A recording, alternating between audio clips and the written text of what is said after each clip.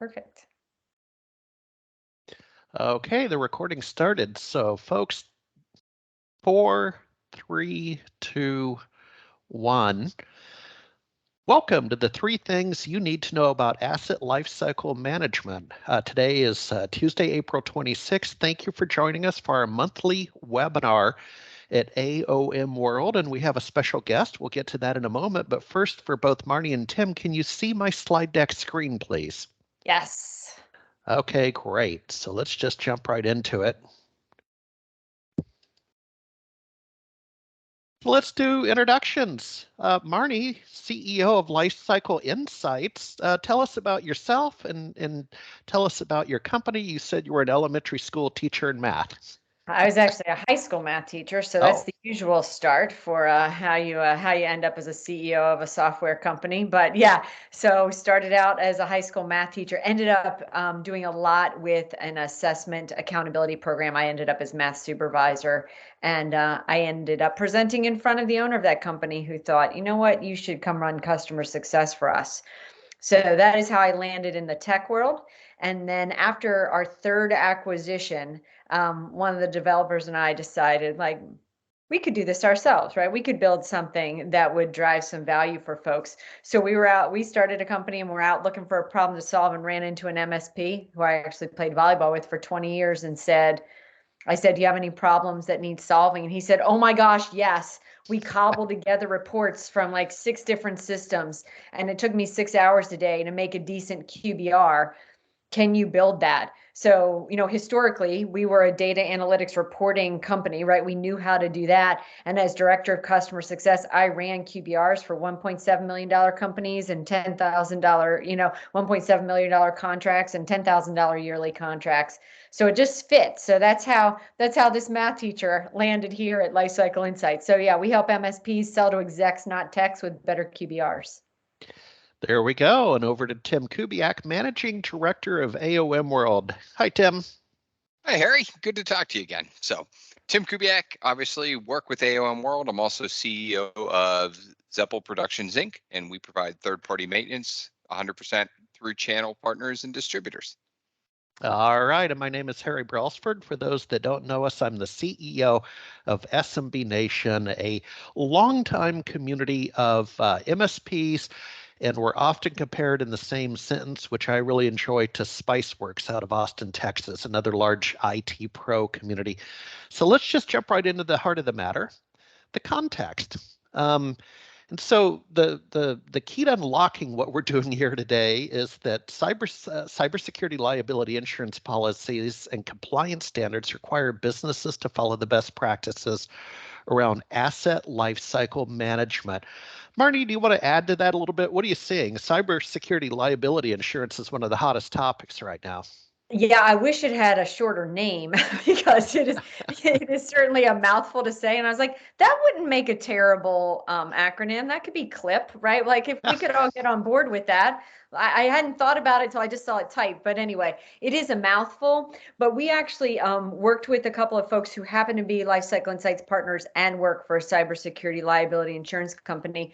And they looked at 35 different cybersecurity liability insurance policies, and they aggregated that into one big document. It's a monster document of all of the questions that being asked. And then we look at NIST and CIS VV18 and V8 and CMMC, et cetera. And they all have questions around, are you doing asset lifecycle management? And the reasons we'll get into today on why it matters. But what we're seeing is that folks more than just managed service providers who are really hoping to keep your business running smoothly are wanting asset lifecycle management and requiring it of their clients. So we're seeing many more small businesses being forced down this road, and MSPs are more than happy to oblige. It's better for everybody, really.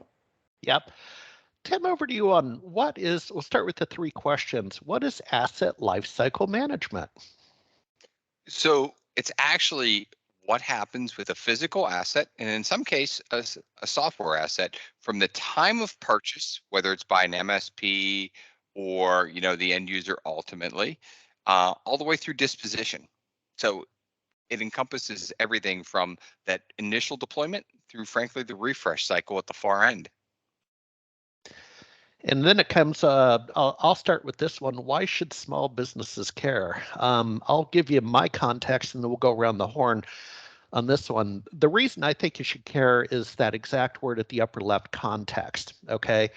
And the whole idea, and I know I'm going to sound like an old sage out on the prairie when I talk like this again about small business server, but hear me out, because as we developed the paradigm for small business server in the mid 90s and went to market shortly thereafter, the whole idea was enterprise level technology for the small business. And it was all on one server. Folks, this goes back to when you had an email server, a file and print server, a storage server. You had like all these servers around a small business.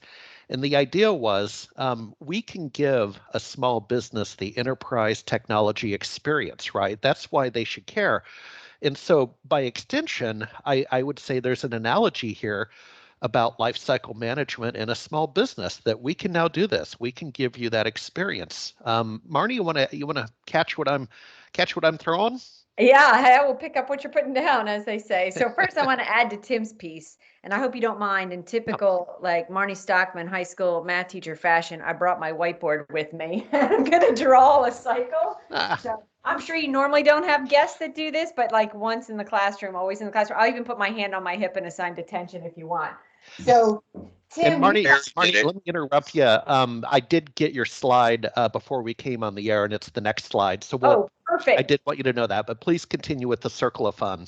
Yeah, I'll draw it as we go, and then you can give them the pretty version if people want to screenshot and take it with them, right? So Tim talked about this circle from beginning to end, and because I like alliteration, I said plan, procure, patch, and pitch.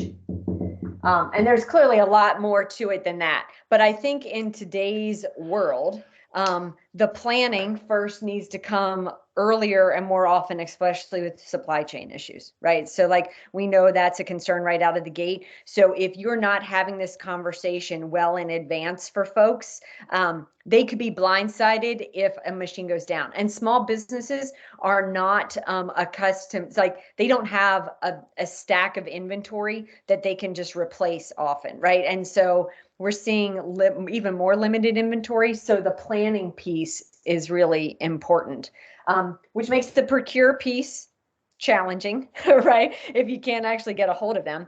So, one of the reasons small businesses care, if they have a plan for it and can tell their managed service provider, yeah, we want to be on this enterprise cycle, right? Where we always have the latest up to date, we're on a three-year refresh, 4-year refresh, et cetera.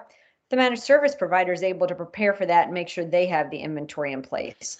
So I think that kicks off the cycle. And then the whole notion of patching, we know it is a lot more than patching, right? But if you like alliteration, you were going to leave it as P for patch. But this is just keeping them live and active. And we know in this stage when they're really working that if they're up to date and refreshed, et cetera, they're more secure. You're less likely to lose downtime, which in the world of why do small businesses care, it's all about being secure and stable and reliable and productive, just to throw another P in there. And then lastly, pitch, right? And if it was as easy as pitch, we would just literally chuck them in the garbage. But because of all of the security, the security around the data that's on the devices, that needs to be managed as well. So as simple as just getting rid of the asset you no longer want needs to be included. So that's not often what a small business owner thinks about when they're thinking of, like, I'm just going to go buy a computer and plug it in and it should work. But to your point, to give them the full enterprise experience of your assets and operations running smoothly, the whole cycle being managed by someone whose sole job is to deal with that and not with being a dentist or a doctor or a lawyer or an insurance agent, et cetera, is really critical. Yep, yep, that sounds good. Tim, you want to add on to that? Yeah, so I'm actually going to come at it from a non-industry perspective because we spend so much time talking in our own communities and in the tech world. And I'm going to say, to Marnie's point, you look at the person who runs a medical practice or a different part of the business, and you take the alphabet soup that we had in the very opening, whether it's NIST or CMMC or any of the others.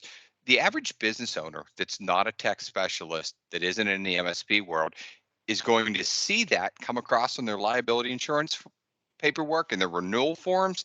And if they don't answer that right or truly know the answers, they're going to cost themselves thousands of dollars in premiums annually. So Yeah. that's, in my mind, why small businesses truly should care. And it's something MSPs can help articulate.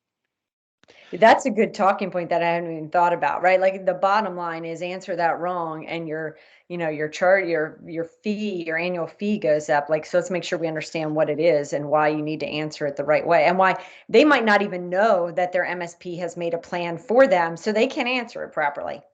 Correct. Absolutely. Yep. What are the best practices surrounding around asset lifecycle management? Marnie, you're in this business day to day. Tim, you as well. Go, Marnie. Yeah. So, I mean, I'm going to start with like do a quarterly business review. Like so the best practice around asset lifecycle management is to ensure that you have an accurate inventory. You understand when the warranties expire. You understand when the assets expire, and you have a policy and practice that is put into place, not just written in writing, as to how often those assets are going to be replaced and refreshed, right? Like that is the practice of the management itself. Is you need to have a plan in place for that. We of course aim to color that in red, yellow, and green for you so that you can project out for small businesses, when they need to refresh their assets, but more importantly than the actual practice of it, because the notion of it is like, I get it. Every 3 years, every 4 years, I need to change this device. But I think best practice for MSPs around asset lifecycle management is communication. So this is where we see folks really successful by having a good narrative, to Tim's point, of why this is important, and Harry, to your point, why small businesses care about it, right? To be able to speak that language in business context of why a business would care about this, and then also having ways to communicate the reminder of it. I had a great call with an MSP a couple weeks ago who said I was allowed to share. I was like, oh, I don't want to let out your secret, but that is a fantastic idea. And he's like, no, no, no, we stole it from someone else. Go ahead and share. People often, when they're talking about servers coming due, the owner of the company that felt the agony and the stab in the heart when you told them they owed $10,000 suddenly that month that they weren't expecting. The next time you go to tell them that they've got to buy a new server, they're like, I just bought this server, like it's brand new. And I heard one MSP said, nope, that server already had training wheels and is a teenager and can drink now. And like that's way down the line of you thinking it's a toddler because it's 5 years old. So the MSP I was talking to a few weeks ago told me that they send yearly birthday cards to the servers to remind the company where Pretty they good. are. I think this is a fantastic idea. Harry's shaking his finger at me. So he either loves it Yeah. or hates it. Yeah. So I'm he's writing it. writing down. So, and you figure, let's just say the server's 5 years. Like, we're going to do some easy math. So you run this the way you want to run it. But if a server's going to live to be 80, right? So that's 5 years. We're going to go maybe 100. We'll give it 20 at a shot, right? The first time, do you say like, congratulations, happy birthday, you're 16, right? You got your driver's license.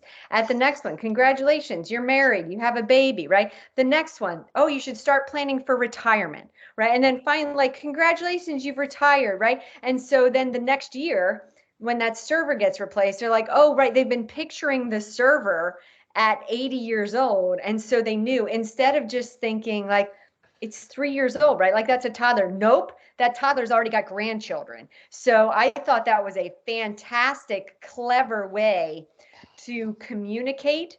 And so you ask me about best practices around lifecycle management. I go way beyond the fact that your computer needs to be replaced every 4 years.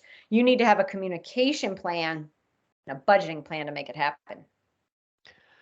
No, that's great. In some of my early writings with Small Business Server, I use the analogy of dog years.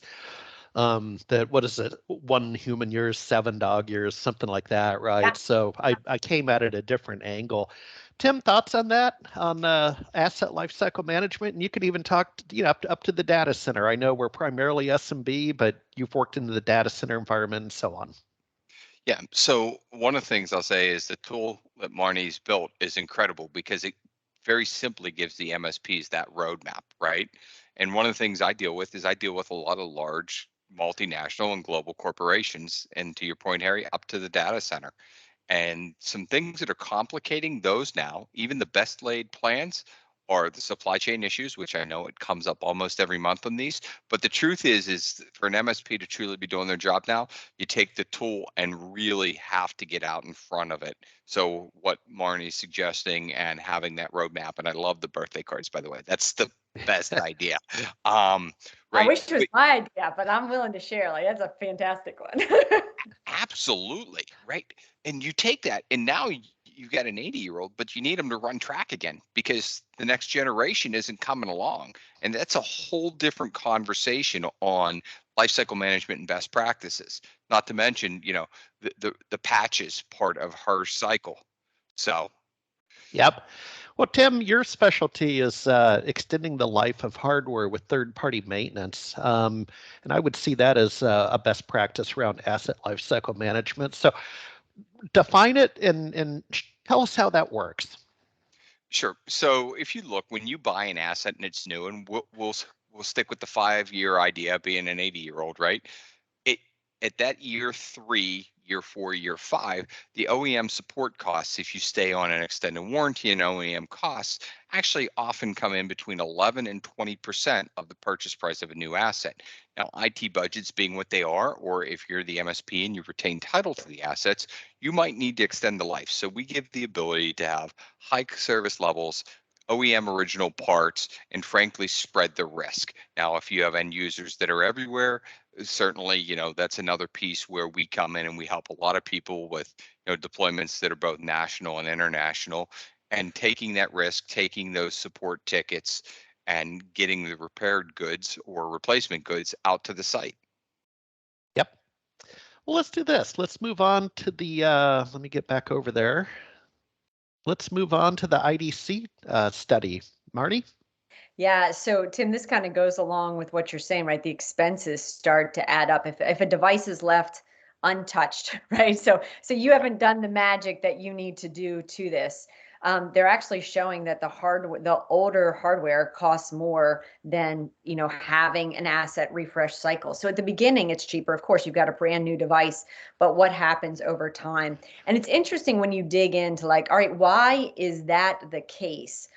All I can say is, as an empty nester with a child at college with a laptop, within the same month, she and I both had major downtimes, right? We do a lot of marketing pieces, so we have tons of huge files. And at one point, I could no longer send her the huge files because her computer was full. So now I'm troubleshooting, right? So the hours that I spend with her, to do her marketing stuff on her intern pieces were now spent figuring out what we could delete off her computer. So hands down, we each spent 4 hours, and then when I had it for my machine, I just replaced my machine. We were good to go. So the whole productivity piece on top of the cost, the actual hardware and licensing cost is a whole different headache that adds a level of stress that's not even accounted for in the numbers here, right? But the frustration of not being able to get work done and hitting deadlines, just in my mind, doesn't just highlight this graph, but like colors more red on top of it. Yep, absolutely. No, I love IDC reports. They're great in this space. Tim, thoughts on what you're seeing on the screen? So building again on what Marnie said, I love that she's going before me because I can just kind of tag on. But Yeah. right, the other piece here is the energy cost. If you look at as you get longer in the tooth, that 7-year, 10-year cycle. Yep, sure, we extend the life of assets, but you have to look at the processing energy use and everything beyond that, just beyond the basic storage space, and start to look at the efficiencies and where it's costing you money in non-IT spend in other parts of your business. Yep. Yeah, in fact, I just did a piece last Friday, a LinkedIn post about Happy Earth Day and what we can do in the technology field about that. I saw some research over the weekend that apparently, it's all, I read it, but is like a quarter of the energy in the U.S. is now going to Bitcoin mining. I mean, it was a large number. And there was a piece, I think it's 60 Minutes or something, right? Because Earth Day weekend, so there were these conversations going on. And in fact, they were in central Washington and the Columbia River where electricity's cheap and talking about that. But, folks, there's also a green message in terms of maintenance and extending the life of the assets, not filling up landfills. But there's also a crossover point. At some point, um, those IT assets will be retired. You may have gotten a little more life out of them, but hopefully the new IT assets are more energy efficient, right? That are coming along than the 80-year-old server. Yeah, if you look, AMD has some really interesting pieces to that point, Harry, on how much more efficient their, and by the way, I'm not a partner of AMD, it's just research you happen to see out there, how much more efficient their next generation of chips are over their nearest competitors. So they're saying, 70 to 80% more efficient on energy use, just on the process, which means less heat, which means less cooling. So to your green initiatives, yep, stretch it as long as you can, but those are decisions you have to make as you start to look at your next generation of assets. Yep. So I Go do ahead. find some irony in there in that many of the green nonprofits, nonprofits are also often some of the worst to refresh an assets. So, we'll work with managed service providers. They'll say, I'm just trying to get them to a 7-year refresh. Like they've got 13-year-old devices. We're like, so yeah, maybe that's an approach they can take for some of the green conversation as well. Yep.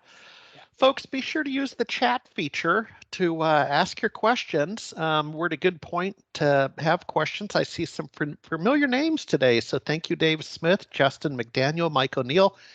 Thank you for joining us. A couple names I don't know, Brittany, Rich.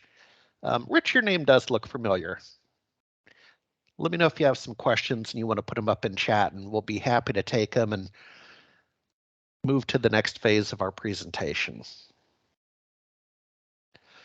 All right, so we're going once, twice. We'll give a long 3 count. So it's always the awkward 7 count. As a teacher, you always had to wait 7 seconds so everyone has the time to process it. So I always have the pause break. I'll add it for you in case anybody. Okay. All right. Let's seconds. do it. Let's add the more seconds to make people uncomfortable. Speaking of which, a fellow publisher in the industry over on the telecom side, Doug Green out of Vancouver, Washington, once described what an event should be, and I think a webinar can be the same thing. And he said, when you go to like a 3-day event, Channel Partners was recently held in Las Vegas, right? Yep. So that's a good example, and it's from his world.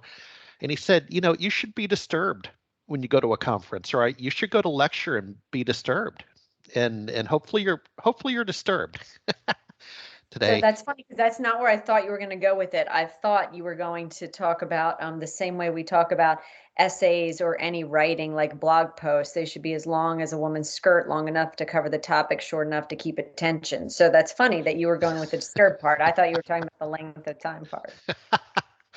Boy, I'm leaving with all sorts of new sayisms, I'll tell you. Looks like Michael Neal's typing. Mike, we'll wait. It looks like I see an indicator that you're typing in a question. Folks, while we're doing that, you can go see some of the past webinars at aom.world. So again, that's aom.world. It's a vanity domain name. And if you go to the vault, that's where we have all of our content. And we're continuously adding to that. So you can see some of the past webinars. This is a monthly webinar series. And we appreciate you taking time out of your busy day to join us. And hopefully you leave richer than you arrived. Mike, here we go. Marnie, can you see the chat? It's a question to you. I cannot. So okay. And I've given Mike permission. So if you'd like to, Harry, if you want to read it, and Mike O, if you want to clarify, that would be awesome. Okay. Mike O'Neill says, Marnie, in your experience, what percentage of your clients have a refresh strategy versus a retain and support strategy? So I would say that most of them have a refresh strategy. So let's say 80% at least approach the business review with a refresh strategy, and then on a client by client basis may have a retain strategy. So I hear a lot, that's why I kind of poked a bit at nonprofits. We have folks that'll say everybody else is on a 4-year refresh or a 5-year refresh. Our nonprofits, push that a little bit. So most folks go into the business review with a refresh plan. We do have ways to let them do kind of an upgrade and patch strategy, but we're seeing the majority go in with a refresh plan. That's a good question. And then Cool. if I can just add to that, then based on current supply chain issues and that sort of thing, are you finding that your clients are struggling to maintain that 4 to 5 year refresh strategy because of lack of product? And what are they doing in that space to be able to continue to support the devices and minimize the cost to their clients? Yep. So one of the things they're doing first is they're checking their own managed service agreement, because if part of their managed service agreement is that they are going to refresh assets every X number of years, they ensure that they revisit their language to make sure that if they've said we're going to replace every 4 years, that they have a conversation, they have another business, they have a business conversation around supply chain issues to reset that. So they check their contractual obligations first. And then we have seen some that have moved it out 6 months, or they adjust the budgeting to say, okay, this year, X number of folks, why don't we make it another 6 months, or why don't we kind of adjust our recommendation within the year? So they're trying not to veer far off from it. But because of the supply chain issues, those that are having issues are having the business conversation with their partners, and not just globally changing everything. They use it as an opportunity to have the conversation and see what they can do to support them. And so one last question on that, and this is to what Tim and the rest of us all do. What is their strategy? Because the OEM is not going to give them, for the most part, a short-term maintenance contract on a device that's going to be refreshed.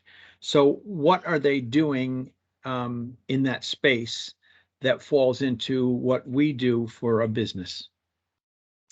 So I don't know that I end up having conversations with them about that. So Tim, maybe you have some thoughts on what folks are doing there. That is kind of the conversation that they're having individually with each client from my perspective, right? Because I only see, the way they come to me with wanting to report out. But Tim, do you have other thoughts on that?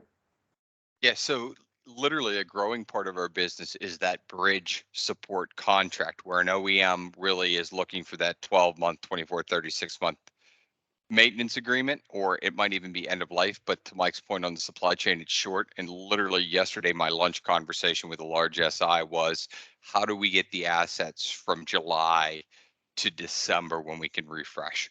And the answer is we look at a bridge agreement where we support it. They still get in their case, 7x24x4 option for support. And then when the refresh comes in, we've actually structured it in a way that should supply chain free up, we can drop a couple months off, no big deal. And should it stretch further, we're able to extend. And that's been the approach we've seen with more clients in the last 18 months than I can probably count. Yeah, as the inventories go down, right? They've got to have a strategy to there's this crossing bridge and you're hoping to not get to the cut point. So Yep. Exactly. Mike, final thoughts on your question or what you're here? Would you like to add to that? Thank you. Just Marnie, when you're in that situation, you hear about that, make sure you recommend Tim Kubiak and his team. Well, I was just thinking, I took some notes. I don't know if you saw when Tim started talking, I took some notes and I thought I'm going to share that on our weekly call with our partners if they're stuck in that jam to head that way. Absolutely. There we go. Welcome, Ann. I see Ann joined us. Welcome. Folks, use the chat feature to ask your questions. We certainly have ample time to answer questions that you might have. I'll take another sip off my Windows Vista Ultimate water cup. Terrible operating system. Would you like a soliloquy on why I don't like Windows Vista? It's probably why I have leftover cups. We couldn't even give the cups away. Can't even sell the cups. Back at Microsoft. Ann says, sorry, she joined late. She's on a client call. Ann, no problem. And because you did join late, this is being recorded. And so we will get you the replay link so you can catch the entire presentation. Let me go back to an earlier slide. Back to our introductions right here. Folks, we'll give it the 7 count. Marnie, start us on a 7-second. Let's get disturbed and uncomfortable count. Yeah, so I typically have some babble. Like when I was teaching, I'd always have some bad joke of the day or something that I had in my mind. So I can spread out 7 seconds just talking to a mirror, really. Although one thing I thought along the way is, the conversation around asset lifecycle management. Now with supply chain issues, it does certainly change it from the other end, where sometimes you're trying to extend it rather than increase it. But we do have a lot of partners that are still working to get their clients to agree to asset lifecycle management. And there's more and more data out there as to say why that might happen. And I think part of that business conversation to have is, what is the technology bringing to you, right? It's bringing power and automation and productivity. So as the devices age, which of those things are being impacted? I think that's an interesting, we spend a lot of time talking with our life cyclers, as we like to call our partners, talking about how one of those 3 things might be impacted. And when your clients start thinking that way, instead of just device for the sake of device, right? Like, it's not a device I'm delivering to you, I'm delivering power and automation and productivity. That's a conversation we like to have with partners. And the other one is, I'm a super big fan of the process maturity model, right? Like, what processes are undefined that are then manual that you can make digital, and then where's the leap to automation and transformative? So I think those are 2 conversations to have in business reviews around asset lifecycle management that brings this conversation top of mind, instead of partners and SMBs just thinking you're talking about literally the device on their desk, right? It's much more than that. Okay, and we have Mike O'Neill. Mike, you can come back on live again if you'd like to ask your questions. Sure. Morning, as I was listening to you, I was thinking, is it the challenge for the MSPs to get their clients' attention on asset lifecycle management? Or is it something that they readily think is useful and needed? And then if it is a challenge, what is the biggest hurdle to a client saying, yeah, that's a great idea, let me get on board with your plan? Well, I think it's one of those pieces where it's, I think MSPs hear this all the time, like, everything's working, why am I paying you? Nothing's working, why am I paying you? Right? So there's this middle ground of like, sort of, you almost have to convince them that they might go down. It's the same thing as the risk of a ransomware attack, right? It's always odder when it's like an insurance policy, right? But I think, so their concern is more, this is the best way to keep you supportable, scalable, and on static, sustainable over the long term, if we have a policy for this, instead of constant blindsiding. To blindside an SMB, right? My husband has a small landscape company that owns 2 devices, right? So he gets salty when he can't buy tractor tires and has to buy a computer. Like, that's not the trade-off a landscape company is particularly interested in. So to have assurance that won't ever be a problem, because we've just got this practice in place to keep that up and going, is a peace of mind. So that's what we're hearing folks kind of deliver to their partners. Thank you. All right, folks, please ask your questions in chat. We're happy to answer them. Thank you, Mike, for having a couple great questions. Looks like Ann is typing. Yeah, I can give Ann mic privileges as well. Okay. There we go.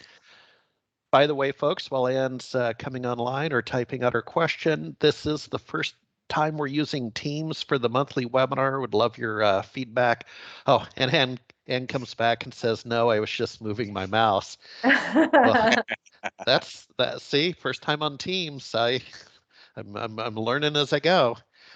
All right, folks, let's do final questions. Final questions if you have them. shortly we'll be getting you the replay link and a thank you note and a Christmas card for your server, or a birthday Perfect. card. See, got to get that one right. So, but we'll be following up with you, and then shortly thereafter that we'll be talking about the May webinar that we'll be doing. Upcoming events where you can see Tim Kubiak and I, we got one on the books for IT Expo, third week of June in Florida and Fort Lauderdale. That's the IT Expo Super Show. Marnie, what do you got on the books for events we might be able to see you at? Oh, so in 2 weeks, I'll be in Dallas for IT Evolve, so ConnectWise Evolve. The week after that, I'll be in Dallas again for Seven Figures. So any Dallas folks, you should wave a social media flag at me, and I can find you for sure. We'll be at Build IT in New Jersey, IT Nation Connect, and for sure we aim to be at DataCon just as soon as we get the details around that. So we aim to be out and about for sure. There we go. Yep. It's a great way to build your business. It's how I did mine. Well, I think we're actually, the deck is clear. So first and foremost, I want to thank the audience for attending today. Marnie, thank you for taking time out of your busy day. And Tim, the same. Thank you. Thank you. All right, everybody. Have a great day.